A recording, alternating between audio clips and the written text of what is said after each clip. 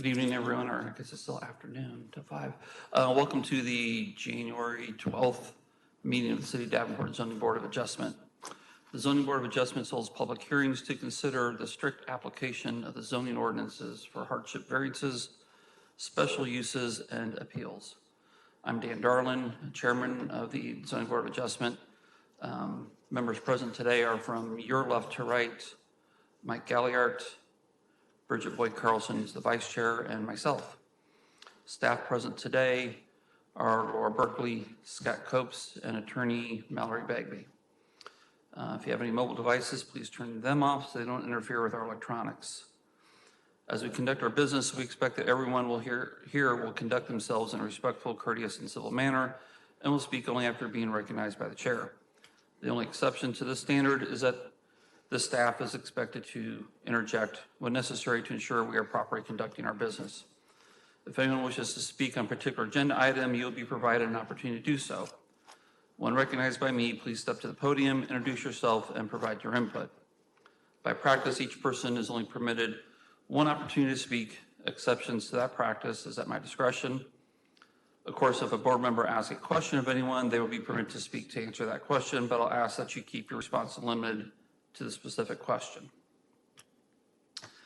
All right, so this is going to go back a way since we haven't had a few minutes, but we need to have any corrections to our last meeting, which was October 12th. And so any corrections? Okay, hearing none, may I have a motion to approve? So moved. Second? Second. All in favor, say aye. Aye. Aye. All right, so that motion passes. So I'm going to hit the first item, and then we have to do a little extra thing. So the first item is request HB 2301 of Mr. Car Wash. The applicant has asked to table that because they have to be here at the next meeting for another issue. So I will entertain a motion to table HB 23-01 until the meeting on 26 January. So moved. Second. Second. Voice vote's okay? All in favor? Aye. Aye. Aye. Motion passes. Okay.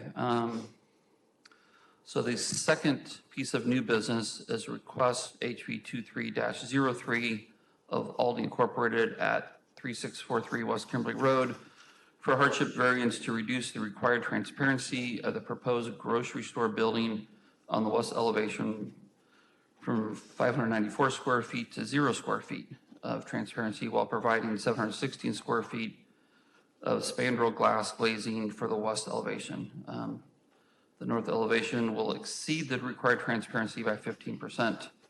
Section 17.05.040 and Table 17.05-2 of the Davenport Municipal Code requires 35% transparent windows for both the west and north building elevations as measured between 2 and 10 feet on the facade. This property is zoned C3 General Commercial. But first, because there's only 3 board members present, to the applicant, since there are only 3 board members present of this 5-member board, approval of any motion requires a unanimous vote of all 3 members present today. Our bylaws grant the chair the discretion to allow you to request tabling of this hearing until a later date. Once the board hears your item, this opportunity table will have passed. Applicant, would you like to proceed or table?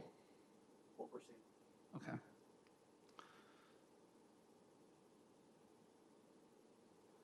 There are 4. Okay, so for HB 23-03, can I have the staff report, please? Scott Copes. Scott Copes, NSD. This first slide just kind of shows the location at the major intersection, Kimberly and Fairmount. They're on the southeast corner. This is kind of looking to the south. This is just a little lower angle down. And so this is now looking north, and the lot's right in this area there. Sorry if you can't hear me. I got a cold today, so it doesn't sound like the mic's picking me up. So the request essentially, we summarized it earlier, you read it, but a C3 district requires a 35% clear transparency on Kimberly to the north and Fairmount to the west. The applicant has exceeded the requirements on Kimberly by 15%, and technically there's 0 on the west. However, above 10 feet, they have met the 15% requirement. It can't count because it's above that 10 feet threshold. They also have 42% spandrel glass in the range where we count transparency. However, because it's not transparent, we can't technically count it. So the applicant has made some concessions to try to make this work. Do you want to define spandrel glass? Yeah, and spandrel, just to remind everybody, is that it's opaque. You can't see through it. So it doesn't make our requirement for transparency. Some jurisdictions use spandrel to count as glazing. So other jurisdictions refer to glazing, and it allows for spandrel. But our code is pretty clear that it has to be transparent. This chart here just kind of summarized some of the numbers I gave you. We can come back to that if we need to. So here's the site plan, and the west elevation there is in red, if you can see that. It faces Fairmount Street. So that's the area, or the wall that we're considering tonight. And this is the floor plan, and it just kind of shows the function of the building, the back of the building, where all the employee area and the product is stored is on the west end of the building. And so that does create problems for making transparent windows when it doesn't function for how the building is being used. So these are the elevations. And this is the west elevation. The brighter blue is the spandrel glass, and above that, the kind of turquoise or whatever, that is the actual windows. Those windows are just outside of the 10-foot range, so they technically don't count, but they do give ability to have light into the building.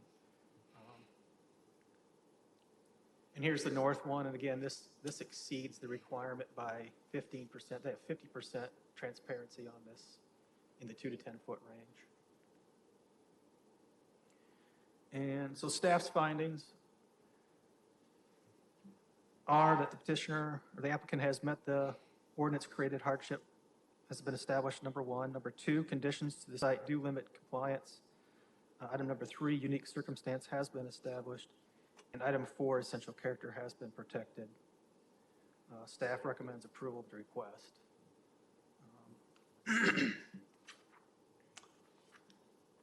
So that's all for staff's recommendations. So Scott, to clarify, the west, the Fairmount side, so even though it's a street, that's actually the back of the building. Functionally, for how it's used in the inside, that's correct. Right. All right. Board, any questions for the staff? You don't have any conditions, Scott, at all?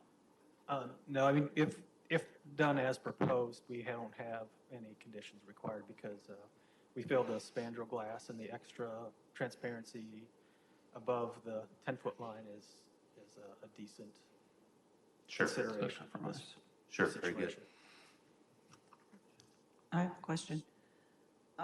So in the west, the Fairmount Street, which is considered the back of the building, what is behind that? Is there a business behind that, or is it just? There's a coffee shop, a mobile coffee shop that's there.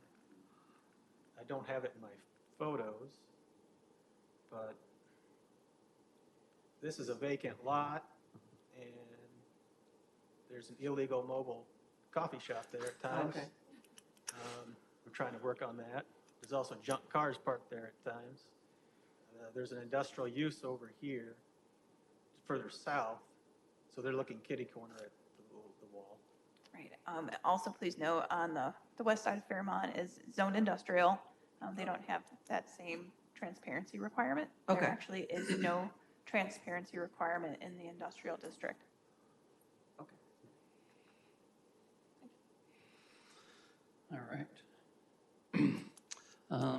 Applicant, you can please step to the podium and introduce yourself and present your request. Good afternoon. My name is Ryan Valik with Engineer, the civil engineer for the project. Appreciate your guys' consideration for our project and our request. Just wanted to introduce myself and Paul Cornejo from Aldi, and we'd be happy to entertain any questions you may have. Okay, do you have anything to add to the presentation or the specifics of the building to what staff had? Or they spelled out pretty good? I think he explained it very well. All right. Mike or Bridget, anything? Mr. Chairman, I do have a question. This looks very similar. This is probably exactly the same design as what the store is in Bettendorf, the new one in Bettendorf? Yeah, this is our latest and greatest prototype. It's identical to the one in Bettendorf, except the old version had a really tall messaging tower on it that you may have noticed from the street. This one, we've actually shortened that down in half. Okay, It's more of a practicality reason of replacing that. sure. That's why we've done that. But Okay. other than that, it's the same building. But Bettendorf doesn't have the enhancement on the west side that we're going to offer you guys here. Okay. Staff would concur. I mean, we've seen the one in Bettendorf, Mhm. and it's completely just a brick wall on the east facade of theirs. This rear facade, or if you want to call it the rear facade, or the west facade, has the spandrel, and it also has the 15% transparency above 10 foot. Very good.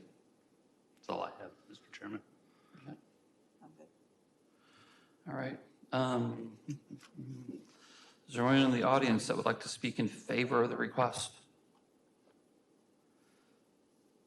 See none. Is there anyone in the audience that would like to speak opposed to the request? Okay. Applicant, any final comments? All right, board discussion.